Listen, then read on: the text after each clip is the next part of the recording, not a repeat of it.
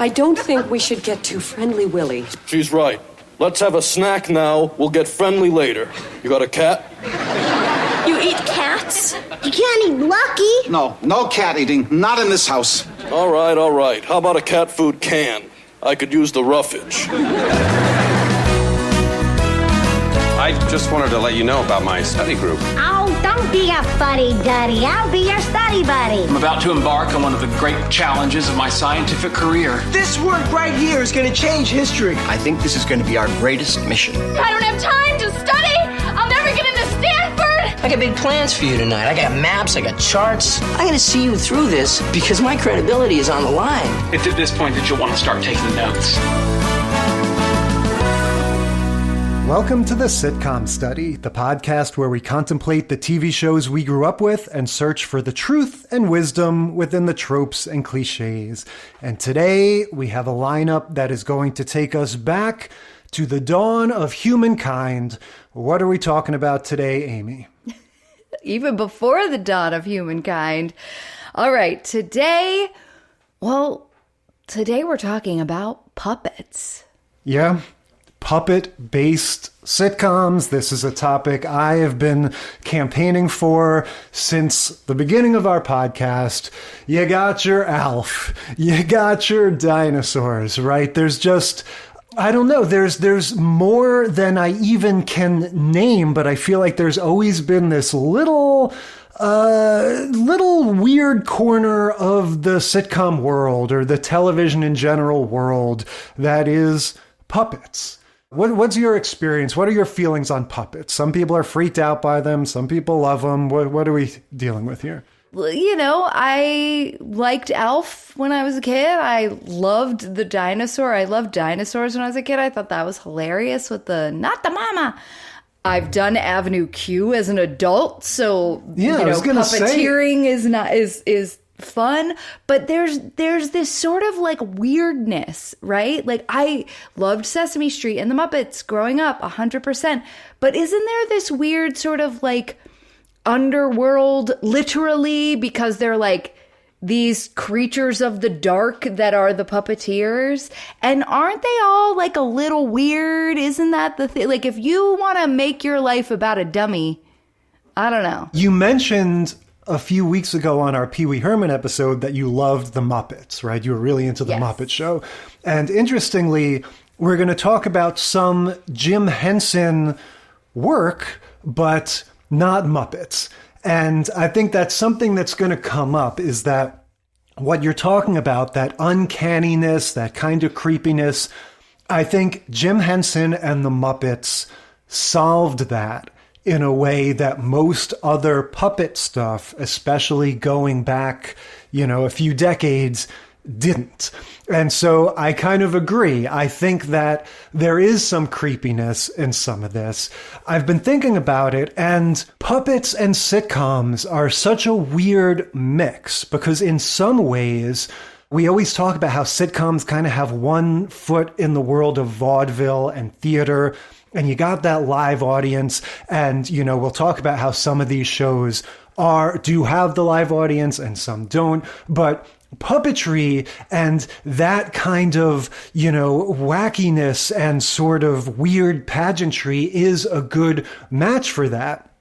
On the other hand, you see how the lack of a human connection that you have with some of these puppets is kind of a deal breaker, or how the weird accommodations that have to be made on the set because the living room needs to have a trench in it for the puppeteers, or everybody always needs to be weirdly looking at the back of the couch because that's where the puppet can stand. Like all of these weird contrivances that have to be made to make this gimmick work kind of take away from that chemistry and that spontaneity.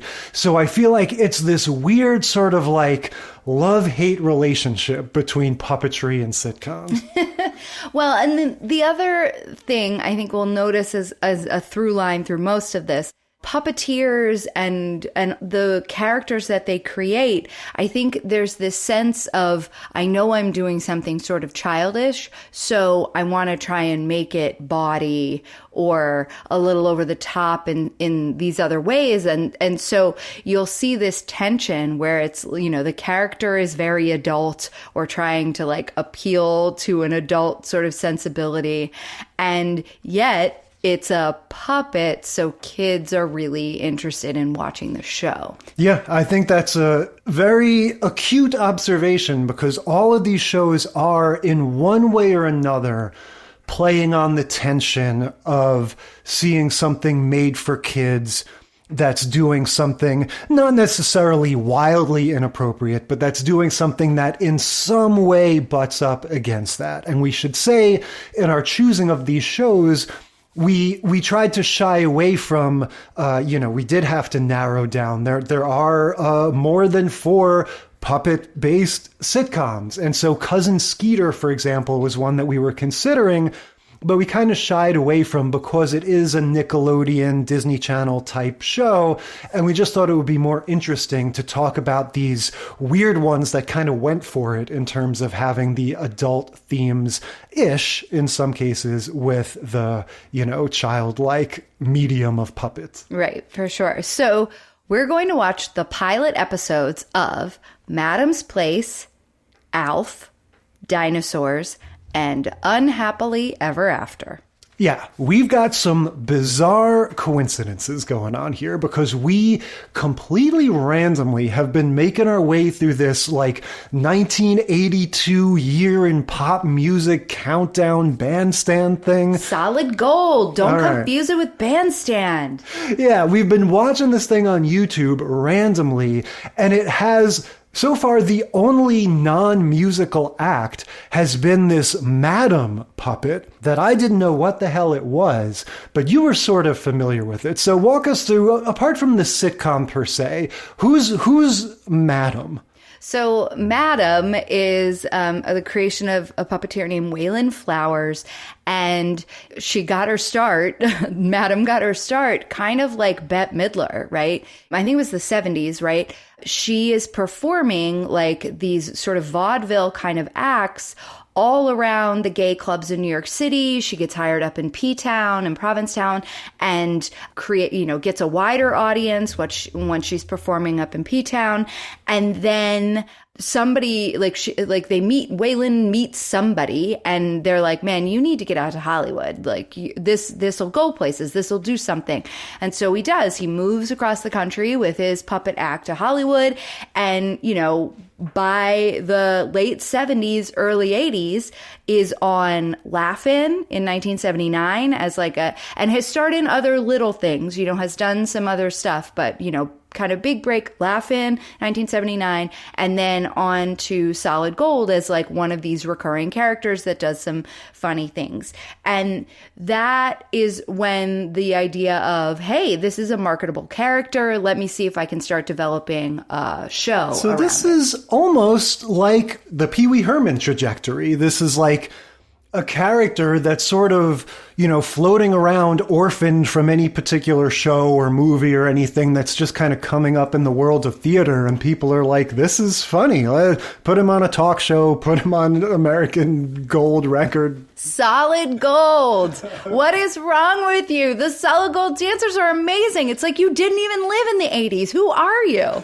So let's talk just for a second about this personality, right? This archetype that this Madam character is imbuing. Because this is something, the example that my mind goes to is Joan Rivers, but it definitely predates her. Yeah. This idea of an older comedian, a lady comedian that's going to sort of roast everybody, also be very horny and going to sort of complain about the fact that she doesn't have sex anymore, or doesn't have as much sex as she wants to anymore. So the inspiration for the character of Madam came, again, New York City, this guy who is, her puppeteer, Waylon Flowers. was having a drink at a bar in New York one night, and this woman comes in, this old lady comes in with a little dog, and the bartender picks up the dog, and the old lady kind of, crows out, get your hands off me, you asshole, give me a drink, or something like this. And he strikes up a conversation with this woman because he found like that voice coming out of this, like what looks like kind of a dainty old lady, very funny. And it turns out she's a former Ziegfeld Follies girl, and she had all of these crazy stories, and she was very ribald, had a mouth like a sailor, told these bawdy stories from old vaudeville days and the Ziegfeld Follies days. And he just was like, oh my gosh, someone had gifted him a puppet from like a Wizard of Oz show that he had done that was the Wicked Witch of the West. And that's what Madam was. And he was like, he started to sort of think about, I'm going to retool her. I'll put on new, outfits or whatever. And then she's going to become this character. Yeah, all right. So when we get to this sitcom, right, this looks like a early 80s artifact. So I guess this has got to be the sort of height of Madam's success, is having what looks like a network, syndicated, some kind of... So it was syndicated, yeah. It was interesting, and you probably know more about this than I do, but when I was looking into it, because I don't ever remember watching it when I was little, but it was around, it was the 82, 83 season, so same time as like Webster and Family Ties, and some of that stuff I definitely watched. So I'm like, why wouldn't I have seen this? Number one, because of all the, racy jokes, but it was recorded for 5 nights a week into syndication. It was supposed to be like a late night thing. I don't remember this either. I don't know if it's just a little before when we would be paying attention to this kind of thing. I have to say, I found this kind of incomprehensible. Like, there was something about the show that had kind of washed over me, and it's just like it was a little hard to follow and piece together. What I will say right off the bat, though, is that if I'm not mistaken, we are looking at a live, true multicam. Everything is being performed before an audience. So what you're seeing is a feat. You are seeing a little troupe of actors perform a sitcom around this weird puppet thing, and, just having to play it all for the audience and get the laughs and everything as though it were any other sitcom. And that is impressive. I was very impressed by several pieces that happened during it. Again, just like from my time doing Avenue Q, knowing how difficult it is to use the puppet arms to actually like make the puppet do something. You have to be really talented and practice a lot to make that happen. And once in a while, she'll just like pick up a phone with her mouth or something. Right, because she's like, it's not happening. So she was doing like a tanning bed. She was like sitting in her bed and had like a sun lamp on her, and that, the like foil foldable windshield screen so that it would reflect up on her. But she had the little eyeglass blocker goggle things that you wear if you're going to go into a tanning bed. She had those on her head. And of course, because she's a puppet, they were on a string around her head, and with the puppet arm in the scene live, Waylon Flowers, the puppeteer, is able to take those little glasses, goggle things off of her and continue the scene. There was another time later in the episode where she like walked to get the door or went over to like move from one side of the set to the other. And this isn't like the beginning and end of Fraggle Rock, where, Doc is shot from way, way down below because the whole set is built up to, 6 foot height. So the puppeteers can actually stand and not have to crouch. No, this is like a normal set that the puppeteers having to kind of move around in. So they constructed a dolly for him so he could like scoot and stay out of the camera line, the eye line of the camera, his back, basically, or be on his belly or whatever, still have his arm up and kind of scoot from one side of the set to the other. So that's how they did the thing where she goes over to answer the door. Yeah, they definitely have those impressive moments, but that said, it helps that your main puppet character is somebody where it's part of her personality that she's weighted on hand and foot and insists on never doing anything, and always, I don't want to get get out of bed. I don't want to move from my spot. Yeah. But in terms of puppetry as well, so Madam, if you haven't seen her, you don't know, she has sort of a similar body to Kermit the Frog. She's very much a hand puppet, and she's very slender because that is like her body is the arm of the puppeteer, with the fancy clothes over it. And she's got the really long, skinny arms, just like Kermit the Frog has too. But if we're talking about her design, let's talk about the key difference. She's hard, right? Her head is hard, at least partially. And she's got like a mask for the top of her. Like the hinge is, of course, the jaw, like always, right? But so there's like this mask that's the top of her that has a really big nose. Like her head looks like a dick and balls. Like the mask part and the really long nose kind of looks like a dick. And then she's got this huge chin that's like, the split chin like John Travolta has or whatever, the cleft chin. But it's really pronounced and it sticks out because there's a thumb in there to like work the mouth. And so it's like, it looks like balls, but like balls coming out at you. Yeah, it's big and exaggerated. It makes sense that it started out as a modified Wicked Witch. But it's the same general kind of puppet if you think of those old-timey ones like your Punch and Judy or whatever. Yes. It's like before you had that change with Jim Henson and the Muppets and stuff where everything was more felt and foamy. It's more old school, like something you could knock on this puppet's face if you wanted to, And so I think that plays into what we were talking about before of how, granted, she's supposed to be harsh and there unfeeling, is a stiffness in the movement. Yeah, you just don't connect to her, to this puppet. Like she just always looks like this thing that's, kind of bopping around and, it doesn't have that softness that makes it like cute that the Muppets have. Well, and I don't think she's meant to be cute. Like I said, this was filmed for the late night audience. One of the big things that this show did was that they always tried to have like up and coming stand-up comedians on it. Paul Rubens was a guest on it at one point. A bunch of other people were guests that were already famous, but some of the up and comers that were unknown at the time, Arsenio Hall and Jay Leno. Huh. All right, they got that Madam's Place seal of approval, and the rest was history.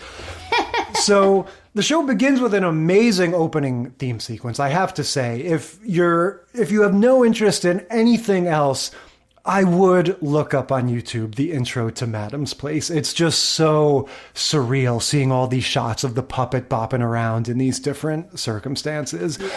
But the story of this episode, which I guess is sort of setting up the circumstances of the overall show, is that she's the host of a talk show or a variety show, and they want her to shoot in a studio, but she wants to make the show in her home. And she's been making the show in her home for years and years, and her argument for that is that it's called Madam's Place. My fans won't like it if it's not out of my place. This seems like something that would be very common now, like a YouTube video blogger type person. But I'm just trying to think of what precedent this would be latching onto. Like, what would be the real life show that they're trying to say, oh, it's like that? Because nothing is coming to mind of a talk show that somebody films in their house. I think more than anything, the fun of the show is being able to have the like wacky characters that are in her life kind of interact with the wacky characters that then guest on her talk show. Yeah. And if it wasn't all happening in the same place, then you wouldn't have baby Corey Feldman, who lives next door, running in and interrupting things. Yeah, we get Corey Feldman. He looks like he's just about to do his role in Friday the 13th, Part 4, the final chapter. Let's walk through who these other characters are. They're basically all servants or employees of hers. Right. She's got her assistant or her secretary, who's like her personal assistant. And then there's a guy who's her butler. And this is all, described in the opening theme sequence. Like this, like you said, it was a really wild, fun theme sequence. And then there's her niece, who we meet halfway through this episode, who is, wants to come to live with her.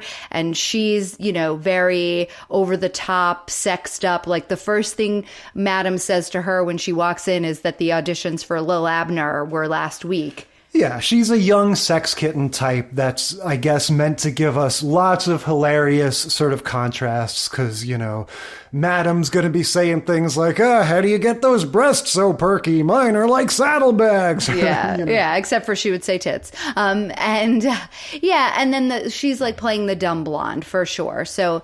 And then you have her agent, who's played by the Micro Machines guy. Yeah, I didn't even follow what the relationship to him was. I was just astounded to see him for the second time. Again, weird coincidences. He popped up in that same Solid Gold thing. I guess him and Madam were just really, cresting in 1982 or whenever this is. But yeah, we're talking about the Micro Machines guy who talked really fast in the commercials. He was also a teacher in Saved by the Bell. Same gimmick. I mean, he literally held the world's record for fast talking, and he would come on Nickelodeon shows and stuff all the time. So yeah, he's in there as, I guess, her agent. But yeah, all of this is just, she's kind of bossing everybody around, making demands. The whole point is that she's telling old stories. Yeah, but she's given the studio this ultimatum, and I guess they've basically fired her. Like, she's playing hardball, and she's like, I won't do the show unless I can do it from my house. And they're like, well, you can't. And so I think most of the episode is this sort of standoff where she's just kind of milling around her house, waiting for that call where they back down. Right. And so she isn't expecting them to call her bluff and just fire her. So she tells all of her staff that she's fine and that's just the way Hollywood is and don't worry, they'll blink, whatever, and sends them all, off to bed for the night. And then she has a moment where she's like, oh crap, well, I need to call in some favors. So she rings the butler and she's like, hey, bring me that list of all the people who have ever, I've ever done a favor for. And so she was like, Alan Alda, if he doesn't do something nice for an old lady, nobody will, and that was at the top of the list. And then, we get the little wipe, fancy wipe or whatever. And then she's talking to Mr. Zed or whatever, because now she's gone all the way through to the Z's. So she's been up all night trying to call in her favors, and nobody's taking her call. Everybody's out of town. She has one more favor to call in, and it's the head of the network's ex-wife. So he ultimately capitulates. She calls his ex-wife and calls in a favor from his ex-wife, who is apparently the only one who can make him do anything. And then she's waiting around for the call to see if the ex-wife actually would follow through on the favor, because nobody else would. And then she gets the call and he's like, fine, whatever, my ex-wife said I had to, and blah, blah, blah. And so they're back on. So then they get to have a show. Yeah. And so she has as her guest on the show a consumer affairs advocate. Right. Well, so the joke with him is that he's supposed to be telling you, this is like the Dick Van Dyke Show joke, right? He's supposed to be telling us how to stay safe, and everything he does, he gets hurt or hurts someone else. But it just has that thing of this guy is not Buster Keaton, right? No. This guy is not a master of body slapstick. And so it's a little bit like when the robber in the Paul Rubens episode, stumbles quote unquote against his will directly into the clutches. Between the puppet being hard to control and this guy trying to make these slapstick gags work, just everything feels like he's trying to get his finger stuck in the oven or whatever. So yeah, they have all these gags. Dumping the cake on Madam gets applause, like a standing ovation from the audience. And that was my general impression of this was, look, this would be a fun sitcom to watch performed live. This would be something to see. As it is, going back and watching it now, just between the, so much of the beige living room, so much of that 80s shot on video aesthetic, and the humor is so weird. Like, everything about it is just a little hard to get into for me.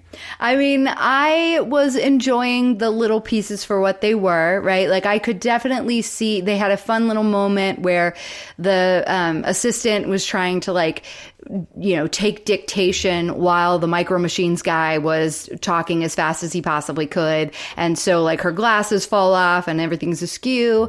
The stuff with Corey Feldman was adorable. There's just, you know, it was a little bit broad, very silly. Who knows where it was going to go, though, right? They did 75 episodes. They ran for one season. Whoa, wait a minute. 75 episodes? Because it was an every night show. This was meant to run every single night. That is wild. Yeah. So they did 1 year, 75 episodes. And they, like, by the way, the season, I think it was like from September 82 to February 83. And that's when they did the 75 episodes. Like, so much in such a short time. But yeah. It's a very intriguing sort of curiosity to me, even if it's like a little bit of a turn off of an experience. Yeah, and I would be interested to watch a few more episodes, you know, just to see where they go with the different people. And in the very first episode, the writing is funny for Madam, and that's generally what happens, right? Like, that's why the show was being created in the first place, and that's where all the it's like doing a sitcom with a stand-up comedian, right? Like, the first season is generally how many of their stand-up bits can we get into these episodes, and that's what we saw in the pilot here too. For sure. Okay, moving on to A.L.F. This time I don't have an episode to share with you. Yeah, season 1, episode 1. Were you an A.L.F. kid? Yes. Yeah, we all were, right? We all bought into the A.L.F. craze. This was like right in that sweet spot. 1986. I thought this show was so funny. And this show got in trouble, right? Because so many kids got into it, but yet they still sort of, especially the first 2 seasons, were trying to make all these kind of racy jokes and have, you know, A.L.F. was a little bit wild anyway. But yeah, and there was all sorts of like drama with the show that I forgot about. But then when I was reading about it, I was like, oh yeah, that's right. I remember, you know, this was during that time where it was like, you know, I guess it was a little before like the rappers are all bad and the TV shows are all bad. But this is kind of the same thing. It was like, you know, some kid wanted to put a hair dryer or a toaster. Well, yeah, you had a kid try to eat his cat because A.L.F. eats cats. You had, they did something about not a hair dryer, but some kind of electrical appliance in a bathtub, which was from an Amnesia episode, funnily enough. A.L.F. gets amnesia because he gets electrocuted. And a kid tried to replicate the thing that injures the character in the show. But yeah, there were multiple things like that, including one fatality at least. And none of these were your usual things. It wasn't like A.L.F., you know, says a curse word or something. They were bizarre, you know, jokes or like bizarre picadillos that he had that led to these mishaps. And so, so I guess some kids did it. And then that's when the show already was kind of harrowing. So unlike what we saw in Madam's Place, where they're filming in front of a live studio audience and it's, you know, kind of a fun production that they're putting on for that live audience, this was not.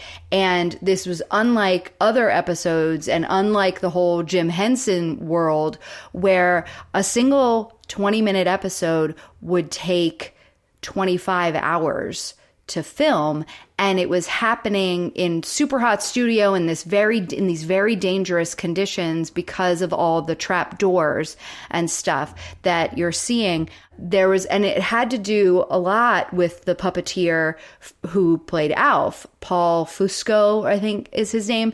And he didn't want to rehearse, and he refused to have A.L.F. be seen as a puppet. So he had to be completely hidden at all times, even from the crew, you know, even though he's the creator of the show. He's a method puppeteer. Right. And so it caused some issues for the entire production. Okay. So you're saying that this show wasn't filmed before an audience, but it does very much have the look and the language of a multi-camera sort of old-timey sitcom. So you're saying they filmed it with that same sort of setup, but it was done with all this added crap that they had to do because of A.L.F. Right, and then they would add a laugh track. Right.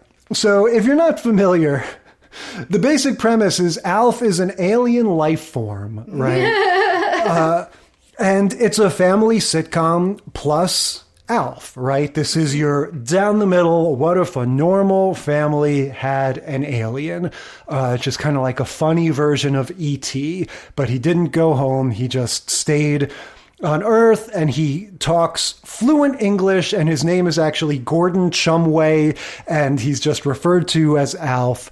So, yeah, this show obviously has a very particular sensibility. I don't know what to make of that tone that it's trying to strike, where it's like they're incredulous that he's an alien, but nobody really remarks about how he speaks English and, knows what, he's able to make these jokes about things and stuff. Like, part of me thinks that is stupid. Part of me kind of likes the absurdist mentality that goes into that.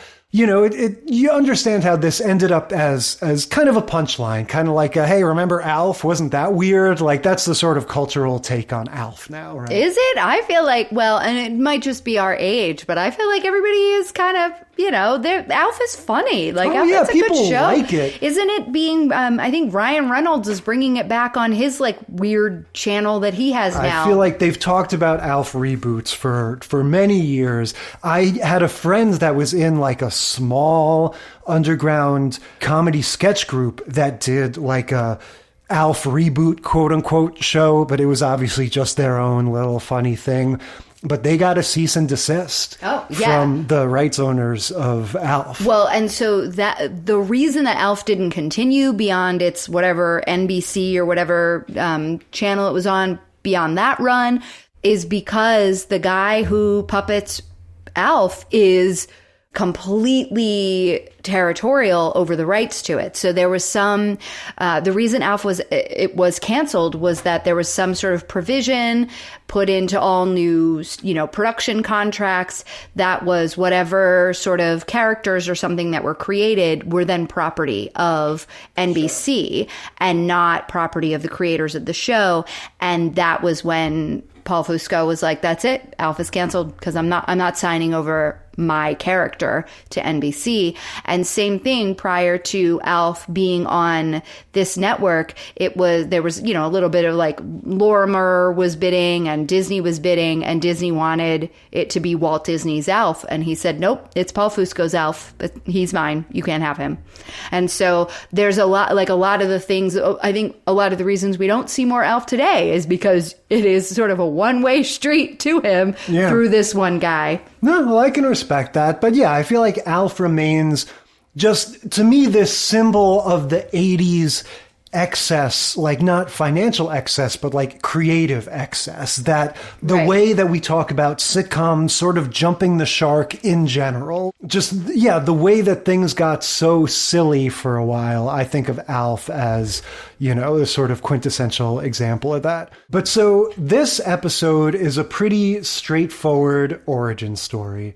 We get a cold open where the dad is an astronomer or some sort of like amateur scientist who's like making contact with aliens with all his like sort of makeshift Radio Shack gear with the wife, like the two of them. And no, just him. She's coming in, like she comes into the garage like, can we please go to bed?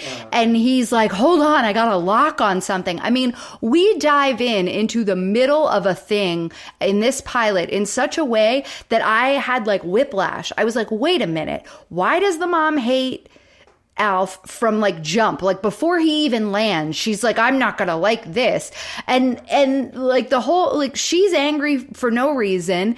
The dad is like this weird like science nerd, but apparently has no other job except for there's no way he's just working out of the house. Like, what's going on? I don't remember what his other job is. And do you remember, was all of this like stuff about his home planet exploding and there nobody being, is that a ruse? Because it was all a little too convenient, and with as sarcastic and everything that A.L.F is, I am like, didn't we find out later on in the season that he was like an escaped convict and he was running away from something? I don't remember all the details, but I'm pretty sure the thing about his planet blowing up is true. I think they're doing that so that you don't have the E.T. thing of like, well, let's get him back home. That's his ultimate goal. You have this thing of like, he's an orphan now. He's a loner. He has nowhere else to go. Let's make him part of our family. Right. I saw them playing that up, but there was just something about the way A.L.F is, the way he always has like, he's always doing naughty things. If you took Garfield and then made him a little, dirtier, like that would be A.L.F. He's just always doing naughty things. Rouser. And I just kind of felt like, well, I think this is a lie. This is all too convenient. And then he goes and he's using the microphone to try to like maybe connect with, James and Susan and all these other, Melmacians that maybe escaped, but he doesn't know. And it's like he doesn't know the family's all standing behind him watching. I just was like, this is got to be a lie. Like, I'm waiting for Act 2 of this where it turns out that A.L.F is, running away and he stole this spaceship and he's using this ruse so that the family doesn't try to send him home because he can't go back. I'm like, I have a whole other story written. I think him being overheard by the family was just sitcom-y crap, is just them eavesdropping and just your usual, he's saying what he feels in his heart and he doesn't know that they're listening, so he's going to be honest, but then they conveniently hear it. I think the whole family and the dad's like, shh. Yes, it's very silly. I think you may be right that there's more to his story than he's saying, but I think the basic broad strokes that his planet is blown up and that, he's kind of a, rapscallion, but he's basically a good guy. I think all of that is more or less true. We could watch more episodes and find out, I guess. But what you said that is very true is this dynamic of the mom being like kind of a bummer, kind of like a sort of authority figure that's like, why are we going to have an alien around? We're going to get in trouble. Why are you always messing with your science stuff in the first place? And we are very much supposed to be on the side of Willie, the dad, as this kind of funny, sort of flustered old dad. Like you said, he's a nerd. And so the dynamic is going to be like, oh, A.L.F, you got me in trouble again, and it's like, you're going to get me in trouble with the wife, and what do we do? Which we don't see any of that in this episode. There's, we don't have that dynamic yet of like really Willie and A.L.F kind of going at it. And I remember that from when I was watching. This is such a pilot. It's like A.L.F is getting his moment to sort of interact with each one of the characters. And so we don't have that great dynamic yet. And we get one good scene though, because the guy who plays the dad, was it Max, right? Max Wright. He's a really good actor. Yeah, and amazing. So there was at least a couple of scenes at the sort of beginning of the episode where you could really see his chops. Like, I was like, man, that is a good actor. That was good. And then towards the end, when we were getting that like overbroad, everybody be quiet, we're gonna go sneak in and listen to A.L.F kind of stuff, I was like, okay, well, that's not so good. Yeah, no, he's got, in addition to being a really good actor, he's, from the stage and everything, he's also just got a very interesting voice and manner about him. So if the crux of his role is going to be exasperation, he nails that in a way that is just different. Like, he's just got a different sort of take on it than other actors do. And I think he's a sort of big part of it. Let's talk for a second about the A.L.F design, because I think this is something that is a strength of the show, whereas Madam, like I said, was kind of hard, and you got the sense like you would hurt yourself if you touched her. A.L.F. is this big ball of fur, and there's just something about the furriness that makes him immediately like, oh, it would be nice to touch him. Like, you kind of want to hug him. Like, he looks nice and fluffy. And then he's got these big black eyes that are very shiny that also... They sort of look like a real animal's eyes in the way they're able to, like, he just looks very sort of organic and lifelike, even though he's clearly a puppet. Yeah, and of all of the puppets that we're going to see in every episode, even the Jim Henson ones, he has the most expressive face. He is able to get across what he's saying. He's able to react during scenes like an actual actor. He is able to, because he's got a nose that kind of looks like a croissant. And so the puppeteer is able to like kind of suck the nose in, and like turn it to the side and do all sorts of things. Like, he is the most expressive, I think. Yeah, he's the same basic kind of puppet that Cookie Monster or Fozzie Bear is, right? Where the puppeteer is doing the mouth and the head with one hand, and then another hand is doing one of the puppet's hands. So he can have a real hand that he can gesture with and pick things up with, unlike Madam, who, like you said, is more like a Kermit the Frog deal with hands on rods. And then you also have a secondary puppeteer that does the other hand. Right. Now, what we just described is A.L.F. for about 90% of the time, but then they cut to full body shots. And again, they would do this with certain puppets in the Jim Henson world, but they kind of phased it out because it looked so conspicuous. They would cut to a child or a small person running around in a full body A.L.F. suit.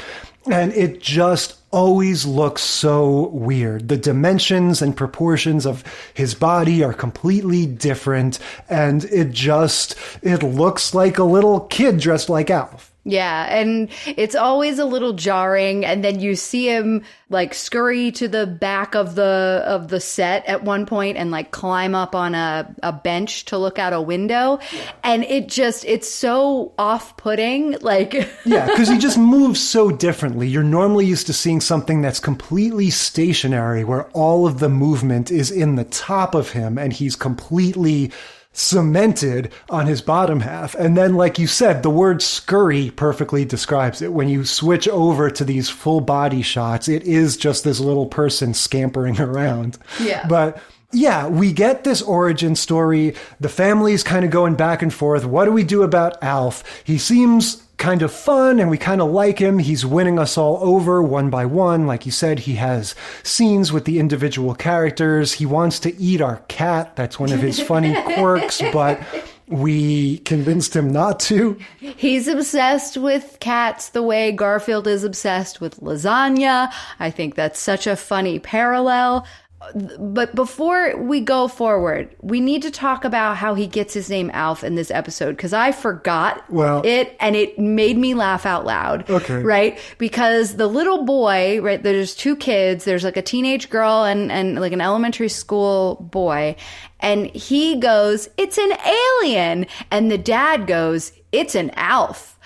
An alien life form, A.L.F." And I just was like, that's how he gets his name. It was so dumb. It made me laugh. But even see what you just said imbues it with more significance than the way the character says it. Because I noticed this too. He throws out the term A.L.F. as though it's something everyone knows. As though he was saying car. He just goes, it looks like it's an A.L.F. And then moments later, they reference E.T., right? Yeah. There's something everyone's heard of. Now, granted, I understand why you can't call your show E.T., but it's like E.T. or extraterrestrial is something that a human person has said at one point. Nobody has heard the phrase A.L.F. outside of the sitcom A.L.F. before Ever. or since. Right. Yeah. So they got a letter from Steven Spielberg once this show was greenlit or whatever, and it was like, does this have anything to do, or does your character look anything like E.T.? Yeah, well, and I think they did a good job of distinguishing it. Look, it makes perfect sense if you consider it a loose parody of E.T. If you say, oh, E.T., the movie, extraterrestrial, okay, our thing will be A.L.F, alien life form. Right. Like, in that and sense, we're not going to try to send him home. His planet's destroyed. We're going to try and keep him here. Right. In that sense, it's perfect. But it is just so funny the way the dad tosses out that phrase as though it's like, oh, you don't know what an A.L.F is? Oh, okay, sorry. Let me explain it. And then the nosy neighbor sees this like furry thing in the bathroom window and calls and to report it. And then we get this another very strange scene with some military guy who has shown up. He's at from their the door. Alien Task Force, Right. he explains. Yeah, the government's alien task force. Yeah, the mom is basically put on the spot and has to decide whether or not she's going to give up A.L.F, right? The whole episode, he has had a sort of what I called a what about Bob-esque relationship to the family. Like, he's weird and wacky, and he's constantly trying the dad's patience, but by this point, they've all kind the of mom's grown. patience, not the dad's yet. Yeah, well, the mom always didn't like him, or rather, the mom was just always sort of skeptical of the situation. She's Right. supposed to be the voice of reason, like, we're going to get in trouble. This is a bad idea. And the dad is supposed to represent, like, he's a scientist. He's brimming with curiosity. So, of course, how can he, give up the chance to be friends with an alien? So the agent has this hilarious list of procedures when That's they're what I was like, going to say. He like tells them everything that he might do to... yeah, he goes, well, what are we going to do to the alien? Well, first of all, the mom doesn't want to say that they have an alien, but she's like, hypothetically, if we did, what would you do to him? And he's like, well, it would be the standard battery of procedures. It would be electrocution, inoculation, sleep deprivation. He just goes down. It was horrible. Yes. And he goes, inoculation. That means needles, because they had talked about that earlier, whether or not he'll get jabbed with needles. But yeah, so the mom decides, get lost. We ain't seen no aliens here. And then we get the scene, like you said, where A.L.F kind of goes out to the shed or whatever and tries to, contact, again, a sort of E.T. reference, you could say, sort of making his own little makeshift thing to contact his fellow aliens, his fellow Melmacians. And that's where he sort of has this kind of, well, since no one's listening, let me get real. I met this family and they're really nice and the kids are great and so, it was very much like, I'm saying all of this because they're right behind me. Yeah, because the family has come in and seen him, but he doesn't see them. And so, it ends on this note of like, well, it's going to be weird, but maybe we can all be a family. Yeah, they are trying to pull at the heartstrings. They're really, trying to make you be like, oh, this character, A.L.F, is like, he's got a heart and that's so great. This family needs to keep him. And we had the lingering question, though, is the mom, when they're at the dinner table, she goes, what are we going to do next week when the older daughter has her sleepover party? Yeah. And everyone's like, we won't worry about it. And then A.L.F goes back to telling a funny story. And that is one example of the various sitcom stories that they're going to have to come. So that's A.L.F. Moving on to Dinosaurs. Not the mama. Yeah, this was a big cultural meme. Were you into Dinosaurs? Yeah. It was it was on TGIF, so of course I watched it. Yeah, I remember watching this too, but ultimately kind of checking out on it. I think I remember at the time thinking it was a lot like The Simpsons, that they were basically trying what had succeeded with The Simpsons and doing it with dinosaur puppets. Well, so Jim Henson apparently conceived of the idea before The Simpsons and then didn't get greenlit to do this until after The Simpsons was successful because they thought this idea was too wacky and silly to work until they saw The Simpsons work. Yeah, this begins with a in loving memory of Jim Henson title card. So by the time this was on the air, he had passed. This was one of those last few projects that he had a hand in, kind of like the first Teenage Mutant Ninja Turtles movie. So, well, and that's how they got the idea to do this. They were working on the Ninja Turtles stuff in his workshop, and they saw, there's a lot of room for stories here. And so while they were working on creating the animatronics and the puppetry for Teenage Mutant Ninja Turtles, that was how the dinosaur thing started coming into Henson's mind. Yeah, there is an important distinction, though, that I learned a long time ago reading an interview with Henson where they distinguish between Muppets and creatures at the Henson studio. And the idea is that Muppets are the characters like your Kermit the Frogs and all those guys we like, where the lack of realism, the fact that they are a puppet and that their eyes are ping pong balls and that their hands are on sticks and move in funny ways, like all of that sort of artifice and sort of uncanniness is part of the humor. It's part of what makes them funny and what makes them endearing. Whereas creatures are what they do for the Dark Crystal and Labyrinth and anything where they're trying to make something that is going for realism, that is trying to convince you this is a living, breathing thing. And it's an important distinction because, again, the appeal, the connection comes from two different things. It's funny when Bert and Ernie laugh or move or do something. It's funny when Cookie Monster smashes cookies into his face because they're not real, because they're obviously these things that are imbued with this little twinkle of life, and that's what makes them so endearing. Whereas the creatures, the appeal comes from like, wow, you've convinced me I'm actually watching a dinosaur. And so the dinosaurs as creations are really impressive to me, but they don't have that twinkle that the Muppets do. Right. And that is something I was surprised. I haven't watched Dinosaurs since I was a child. I don't think I've gone back to it at all. And I was really surprised because I had in my mind that they had much more flexibility in their mouths, in the movement of their mouths. And this was like, they were sort of like barely opening their mouths to talk. There wasn't a lot of expression that they could do with it. It was just sort of like an open and close. Now, that being said, they're super cool. Like the teeth are amazing and the skin that's on them is amazing. They do have other people that aren't like working the puppet inside the puppet off camera doing the eyes, moving the eyes and like eyebrows and stuff. Yeah, but the mouths themselves and the ability to actually like articulate the words they're saying, it doesn't look good. And I was bummed by that because I didn't remember that. Yeah, I did remember that. And that was one of the things that turned me off, was that ultimately I felt like I was watching the animatronics at Disneyland or something. Like right. They kind of lumber around. And yeah, it's this disconnect between the design, which is like A+.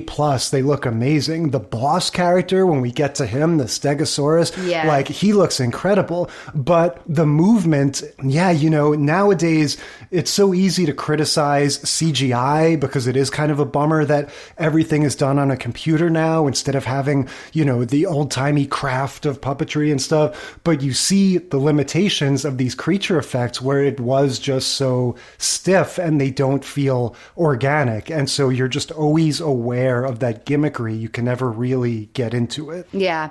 Well, so what the dinosaurs kind of remind me of in Fraggle Rock, the Gorgs. Yeah. Because you've got people playing the body, right? And then they've got heads on them that they aren't operating the heads. They open the mouth, right? But the eyes and all the other stuff is animatronic and it's done by remote with other puppeteers. Yeah, and then you've got the baby who I think nobody can be inside that. Is that a hand puppet or he's a whole robot? My guess is that he's a hand puppet sometimes and a robot sometimes, or some combination of both. Yeah, and then the other thing I totally forgot is that we've got like a banger female cast. The mom is Jessica Walter, who's the mom from Arrested Development. That's who does the voice of Fran or Franny. And Sally Struthers plays the daughter. That's funny.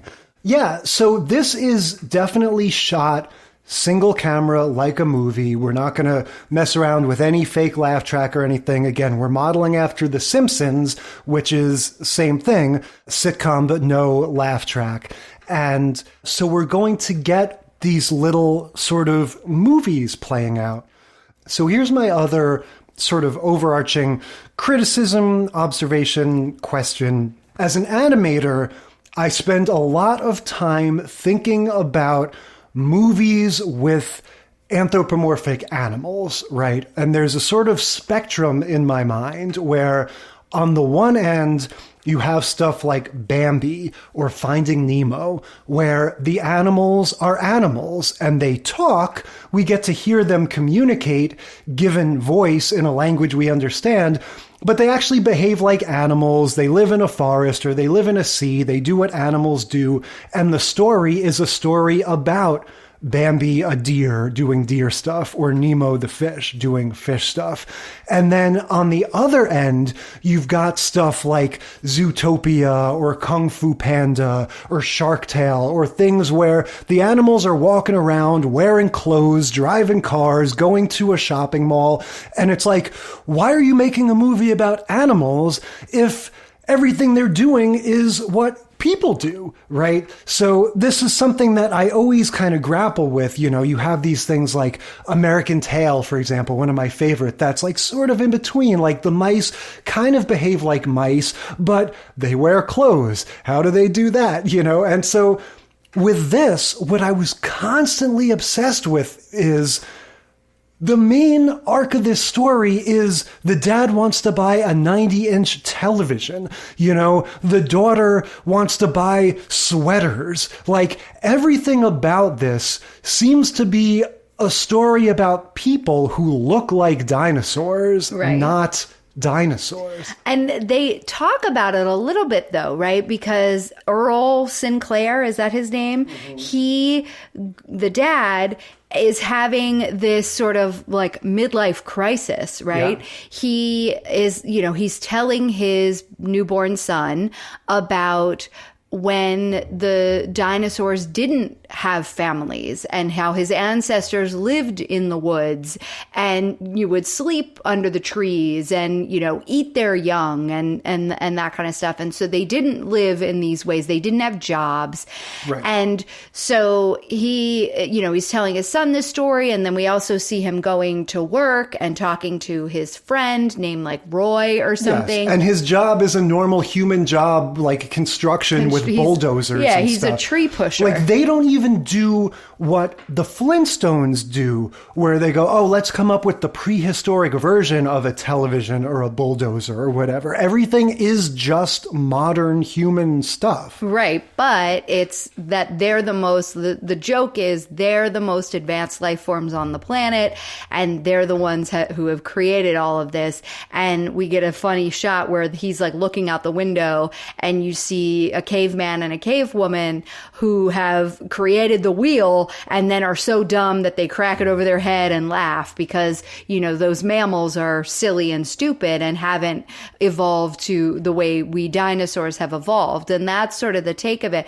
But the parallel that I want to shout out, though, is the Ralph Cramden Ed Norton thing, because the Earl Sinclair is very Ralph Cramden and his wife is very, you know, Alice. And then he's got the friend Roy, who's this like tall, skinny guy who's kind of like, oh, I don't know. Why you do this? And you should go talk to the boss kind of a thing, who's doing sort of an Ed Norton thing. So I thought that was fun too. We just see the honeymooners over and over again, you know? Yeah. I mean, they're definitely the blueprint by which so much of this is based. I say The Simpsons just because I remember it being so contemporaneous and the structure of the family is so conveniently similar, and the dynamic between the boss and the dad. The Simpsons even had an episode with this same story that probably came later, I think, but the flashback episode of how Maggie was born directly parallels this. Homer quits his job and then has to go back, sort of on his hands and knees because he has this unexpected baby. Yeah, well, The Simpsons also did an episode where they parodied Dinosaurs itself and was like, you guys are just doing us, and called them out. Yeah. So, yeah, what you said about seeing the caveman at the end kind of fascinated me. It begins with a news report saying there's a meteor coming that's going to strike the Earth. And then he goes like, wait, this just in, never mind, no, it won't. And when that first happened in the show, what I took that to mean is, oh, the dinosaurs don't know that a meteor is coming. Like, they thought it was going to, but then they think it's not going to come. What I originally thought, revisiting this is a show about the normal, real history of dinosaurs, and it just... Hear me out. And the one change that they made, which is a big change, is that the dinosaurs talk and wear clothes and do stuff. But I did not think it was really posing an alternate history. I thought it was just supposed to be, what if we made a sitcom about dinosaurs and the dinosaurs could talk? Ha ha, that's our show.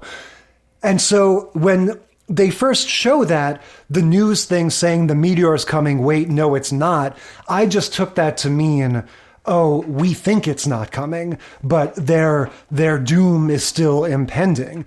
But then as the show goes on, it talks about how, like you said, the dinosaurs weren't always domesticated. They didn't always have a civilization where they lived in houses and wear clothes, but now they do. So I start thinking, oh, is this like a Philip K. Dick-esque alternate reality speculative fiction where what if the dinosaurs were not wiped out and they evolved? Like, is this set in modern times and we're looking at some sort of Planet of the Apes thing where in the year 1992 or whatever, dinosaurs have discovered cars and clothing and shopping malls? No, because they talk about the year, right? Like the older brother, Robbie, comes home from school and he's not done well. He's not gotten a good report card.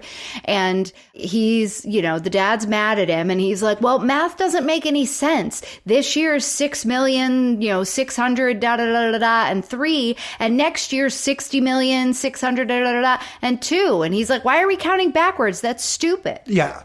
Which is kind of a funny joke, like the whole concept of BC. But yes, and what happens at the end is they see cavemen. For the first time, we see normal live-action people. So that tells us, okay, no, it's not present-day Twilight Zone alternate timeline. This is prehistoric times, but the first part of what I said is true, I think, that this is supposing what if the meteor didn't hit and the dinosaurs continue to evolve and were more evolved than people when people showed up. And I think you are wrong, and I am proven right by a big spoiler. So if you don't want to know the end of the entire series, you should hit mute now.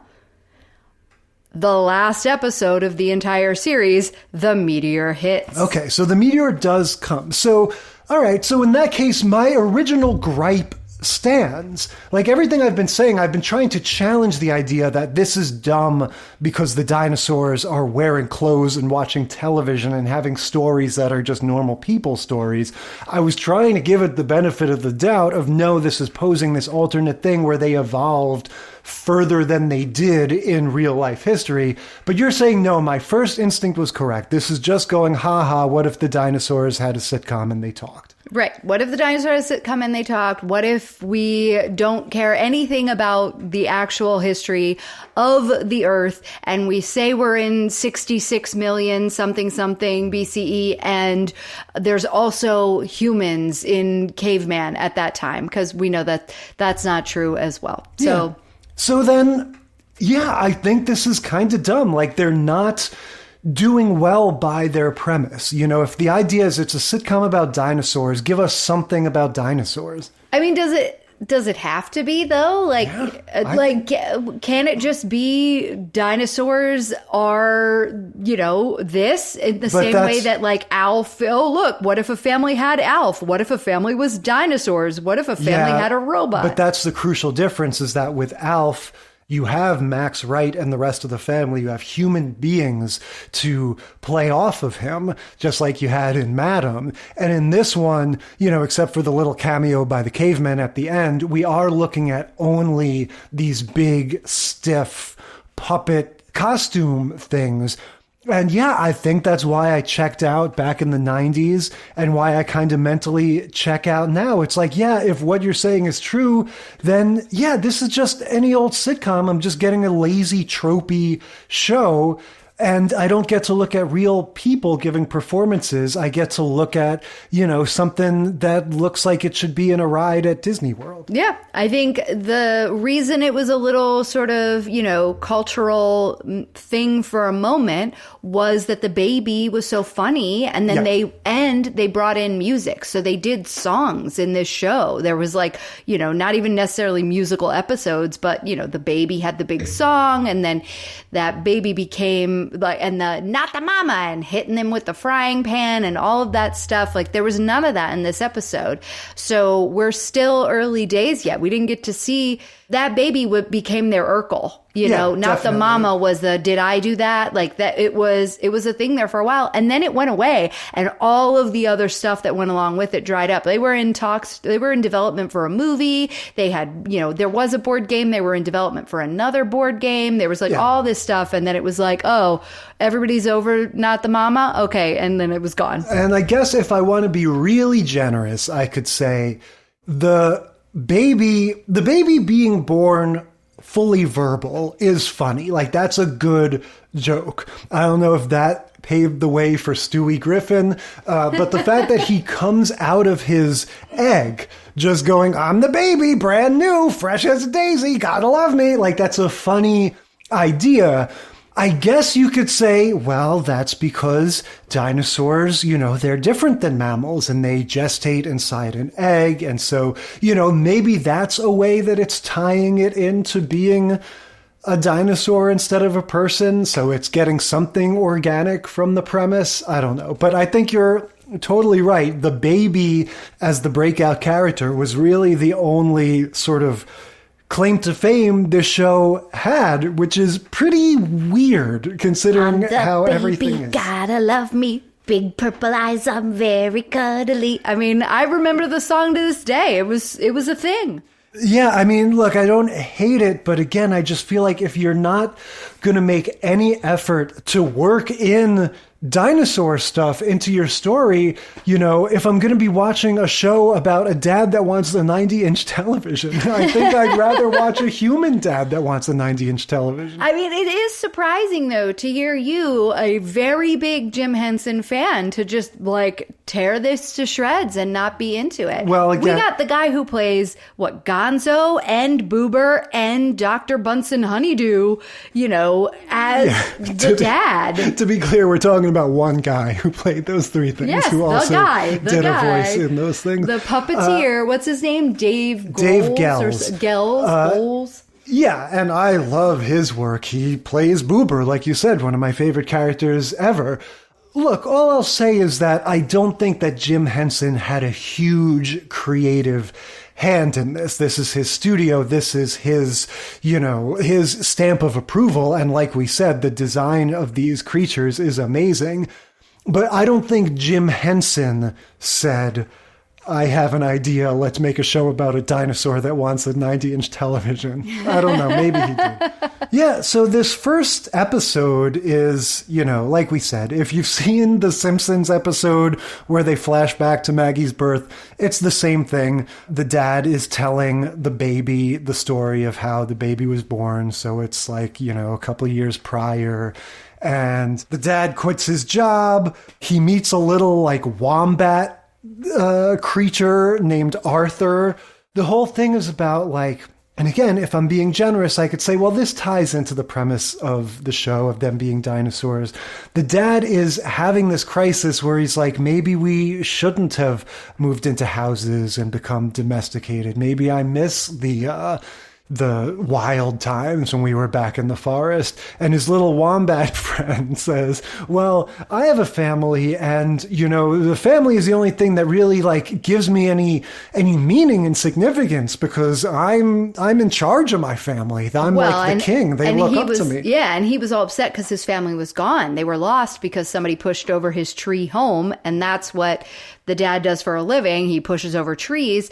And then the other thing is that wasn't just his little friend that he came upon in the forest. That was his dinner that escaped. Right. Because that's kind of one of the things that's sort of dinosaur-y that maybe you might like, is the mom, what she wants is new pots and pans that have a grate over the top, that it's called like a creature keeper pot or a creature keeper pan, so that your dinner can't escape, because they like to eat, live food, lobster. And they're cooking. Yeah, right. And they're cooking it live. And so this guy jumps out of the pan or jumps out of the pot and runs away. And they're like, oh, great. What are we going to do now? And the mom pulls this other creature out of the freezer that's frozen in a block of ice with its arms and legs sticking out and hair sticking out at the top of the block of ice. And is like, well, we can have a frozen dinner. And she drops it in the pan. Yeah, but the dad does end up having this sort of soul-searching conversation with Arthur, his former, dinner. Who then becomes, because he doesn't decide to eat him in the forest, because he realizes that he is still, and so this Arthur guy escapes again and ends up working at the dad's work as the boss's assistant. Right. And convinces the boss to rehire Earl. He gives him an imperceptible raise. That's kind of funny. He says, I gave you a raise. The boss says, how much? Imperceptible. And so the dad goes home and tells the wife, look at my imperceptible raise. But what Arthur and Earl sort of discover or settle upon is this sort of message of the show that is both heartwarming and a little patriarchal, where they're like, our family gives us meaning, gives us significance, we're the leader of our family. We're like the king of that world. And it's sort of, again, trying to tap into that theme of if the dinosaurs were the king of the forest or whatever, the king of the land in the old ways, well, now you get to be the king of your family. Right. Nobody's going to listen to you anywhere else, but at least they have to listen to you at home. That's kind of Arthur's premise. But unfortunately, nobody listens to Earl at home either. Yeah. So again, I'm not going to belabor the point. It's kind of your standard tropey sitcom with dinosaurs, not really my cup of tea. Okay, moving on to Unhappily Ever After. Ugh. So this was a show that was in the periphery of my neurons up there the whole time we were trying to pick up the lineup for this episode, and we had the 3 shows that we've just talked about, and there were this rotating array of choices for the number 4 spot. Is it going to be DC Follies, where Fred Willard plays a Washington, D.C. bartender and there are puppet politicians? Is it going to be Cousin Skeeter, about a African-American puppet boy who lives with a family and has adventures? Is it going to be Greg the Bunny with Seth Green, right? And the whole time I'm going, no, there's this other show. There's a sitcom that I remember watching as a kid with this floppy bunny thing that kind of looked like the dog from Fraggle Rock. What the hell was it? And then at the last moment, I had the thought that Bobcat Goldthwait was involved with this.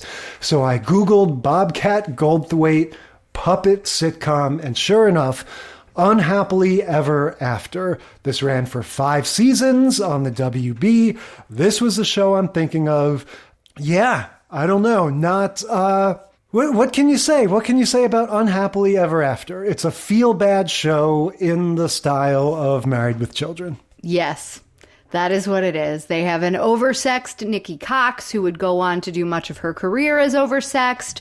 They had baby Kevin Connolly, who went on to be a douchebag, but the least douchiest of all the douchebags on Entourage, or so, he thinks. And a bunch of other people who sort of look vaguely familiar. They're all mean to each other. It's no fun. This is the pilot episode, so we didn't even get a lot with Bobcat Goldthwait. Like it was just a few scenes where he was sitting in the corner of the couch, like, people like to hit me when you're not around, and then kind of Chuck's, goes back to sleep. It's all about a divorce. So this husband and wife who hate each other are getting a divorce, and you can't tell like who's worse because they're both horrible. It is very much in, again, the style of Married with Children, where it's like we're going to play to all the negative stereotypes. And so it's like trying to be a equal opportunity offender, for better or worse. So the mom is going to be materialistic and shallow and just sort of, just kind of conniving and mean, negative. And the dad is also just like a schmuck. Like, I think you're supposed to sort of be on his side. Yeah, but then he says horrible things too about like, oh, you're acting like that because you're on your period. And, the best thing about this divorce, she got everything, but she also got those kids. Well, I think that the assumption that the show is making is, you, the viewer, are going to be on board with that. You're going to be like, yeah, man, having kids sucks. Yeah, man, women have their periods and they say stupid shit. Like it's very much tapping into that mindset. Yeah. This is on the air from 1995 to 1999. So it falls right smack in that window of time that you and I have talked about in our lives, where we just weren't watching a lot of TV because we, were social high schoolers. And so I sort of vaguely remembered this. I remember Nikki Cox from like a bunch of things. She was one of those just like good looking redheaded girls, and I'm a redhead. She's the daughter. Yeah. And so I know her from later on. Like after she did this show, she did Las Vegas. That was like an hour-long drama with a bunch of people. That was, good for a few seasons. I watched a little bit of it. So I remember kind of from that. But yeah. The audience likes her way too much. It is creepy as hell when she first comes on and the audience starts hooting and hollering. Like it's an audience full of construction workers, and she's like walking by in like a thong or something. Like they're just, it's super creepy. The basic premise for this show is solid. It's a divorce. The dad has to move out. He's got 3 kids. The youngest kid says, here, take my stuffed animal, Mr. Floppy, take him with you. He'll keep you company or whatever. And so when the dad goes to his crappy apartment where there's duct tape on the couch and stuff like that, your classic signifiers that he's like a shitty duct tape on the couch dad. And a pizza box on the counter. Yeah, you can't be a single dad and not have a pizza box on the counter. So he takes the bunny back to this place, and the bunny becomes like his sort of imaginary friend, is going to start talking to him, as though he's sort of gone mad. And that's a solid premise for a show. And I think it having a dark edge and a sort of dark sensibility, like I wouldn't even mind a Seth MacFarlane sensibility for this. And we kind of got that a little bit with Ted. But yeah, this one, like you said, it's the combination of who's doing it, that particular cultural moment where in the 90s we just kind of feel like all of the real life horrors are behind us, and so now let's just make fun of everybody and nothing, who cares? We could, don't be so politically correct. And so yeah, that mean-spirited tone sort of taints what could be a really good show if it was even just a little bit less mean. Yeah, mean and sexist and silly. And look, I think, like you said, there might be something good there with, again, we've got this middle-aged dad who's clearly having like a midlife crisis, and he starts seeing this, talking toy because every time he's alone after this really traumatic event, like there's something there, and and I bet it's funny, but we didn't get to it in the pilot episode, that's for sure. By it run for 4 or 5 seasons, you said?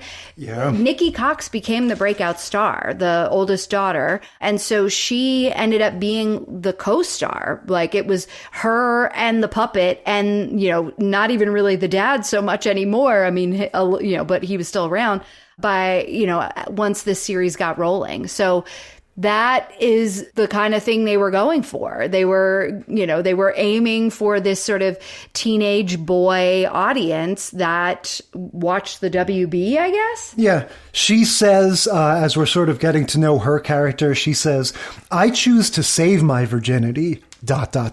for a wrinkled old wheeze bag with a month to live," right? So again, she's going to be a shallow grave. Yeah, she's like, there's definitely an entry fee, and it is big. Yeah.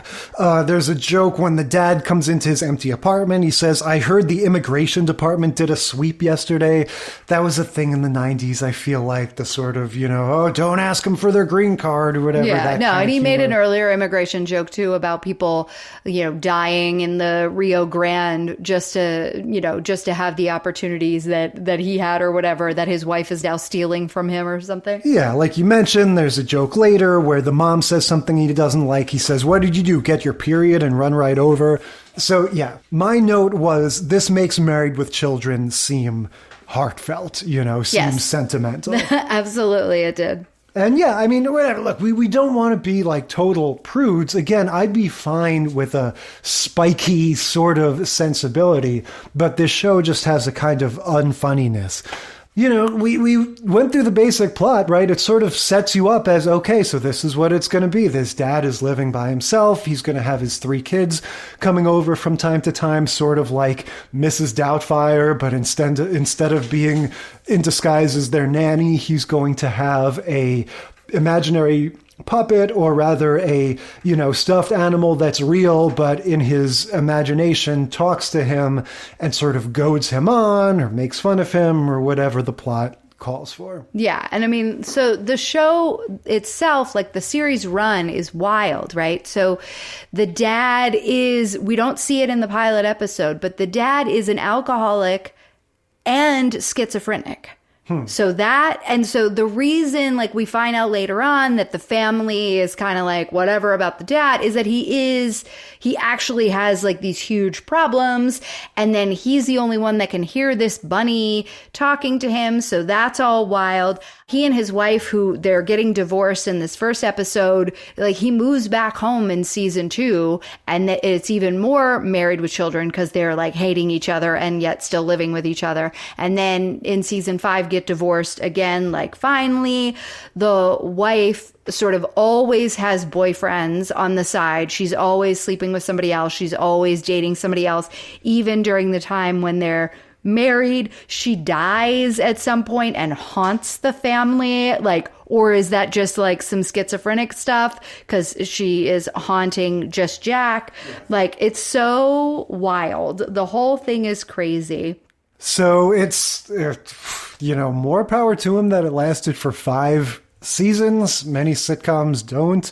But again, I would have to say, interesting curiosity, interesting cultural artifact, not a ton of appeal for me. No. So looking back on these, it's funny. Puppet-based sitcoms, it was there on the list, and the whole time I've been pulling for it, like, this is going to be so fun. And it was. Like, watching all of these shows was fun.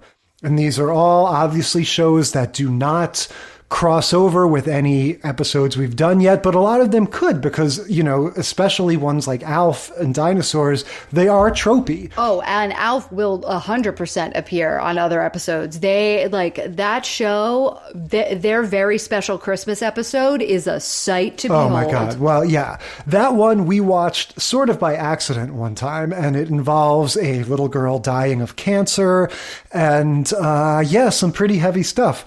My thought about all of these is that, kind of like I said at the beginning, there's this funny sort of catch-22 to puppet sitcoms because so much of what's appealing about sitcoms is the theatricality, is the fact that it's there in front of a live audience, and the whole sort of wacky staginess of that. So to throw in the feat of puppetry, which does also have its origins, of course, in theater and live performance, to combine those, you would think would work really well. But then on the other hand, what we see time and again is the gimmickry, the technical demands and the limitations that process creates ends up sort of undermining the human element. And so you end up with a show that's just not ever going to be one of your favorite shows because you don't connect with it because of all the weird compromises that need to be made to get these puppets to work. Yeah, and I would say the one that succeeds the most is A.L.F. I think A.L.F. does it the best, but that was the one where the cast themselves was like, it was horrible, it was grueling, I was miserable. And then, the guy who played A.L.F., who was also the show creator and one of the producers, was like, yeah, I mean, I guess they said it was hard and yeah, it was long hours, but they were paid well, so they don't have anything to complain about. Yeah, that one is successful in terms of giving you a family sitcom with an alien, and they went through all the tropes and stuff. But what you were saying about the way it was shot and the whole vibe of it being done in front of a studio audience is fake, does take something away for me. And so in a way, even though Madam was sort of unwatchable to me, like I could hardly make heads and tails of what was going on, I feel like they were on the right track. I don't want to see something like Dinosaurs where it's just these creatures moving around on a set all by themselves. I want to see something like Madam's Place where you're seeing a puppet being performed and you're seeing actors interacting with it and having to sort of roll with the punches and all the little idiosyncrasies that will come with performing with a puppet in front of a live audience. Like, I think that was really on the right track. I just wish that, I don't know, that it just made more sense. Or maybe if that kind of show was made, 10, 15 years later and the whole sort of technology of it was a little different, or maybe a different sort of cultural milieu, if you will. I don't know, maybe it would have worked better. But in a way, that was the one that I want to kind of give my MVP prize to. Yeah. And look, I think that what you're talking about really speaks to the success of The Muppet Show, right? Because The Muppet Show wasn't trying to be a sitcom. They were more of like a sketch show or a variety hour kind of thing. And that's where this stuff works, because you can do a sketch of a sitcom. You can have this appear, and have the interaction between the humans and the Muppets, or, the hand puppets or whatever, be a thing that's happening for a short period of time, and then move on to something else and move on to something else, right? And I think that's why The Muppets was so successful, and the pieces of that they pulled in to make Madam's Place work, that's why you like that. Yeah, the Muppets had human guest stars every time. So you were seeing the Muppets interact with John Cleese or Steve Martin or Candice Bergen or whomever. Yeah, and I think you're right. I think in terms of the, like, your parameters, the way you've set them, Madam is the most successful at that.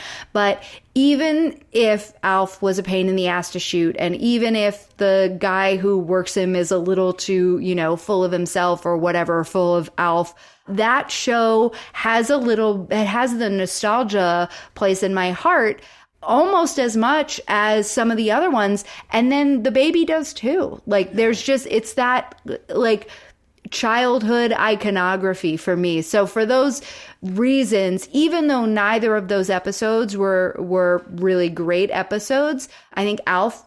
was the better written episode, even though I felt like it was setting us up for going a different direction. It was a little too sappy right away. Sure. And we should say we're watching all pilots, so we always have to give a little bit of an allowance for that. Every show is usually not totally found itself in the first episode. But yeah, So much for the puppet-based sitcoms. What are we talking about next week? Next week, it's all about sleep. We're taking on dream sequences. We're going to start with Punky Brewster, Season 1, Episode 17, My Aged Valentine. Growing Pains, Season 3, Episode 10, This Is Your Life. Then Who's the Boss, Season 6, Episode 3, In Your Dreams. And finally, Frasier, Season 4, Episode 3, The Impossible Dream. Yep, that'll be next week. Everybody get a good night's sleep. And until then, we will consider this segment of the sitcom study concluded.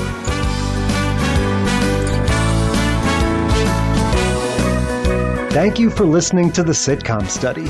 Tell us what you think or share your own TV tropes and topic ideas by sending a self-addressed stamped email to sitcomstudypodcast@gmail.com or find us on Facebook or Instagram.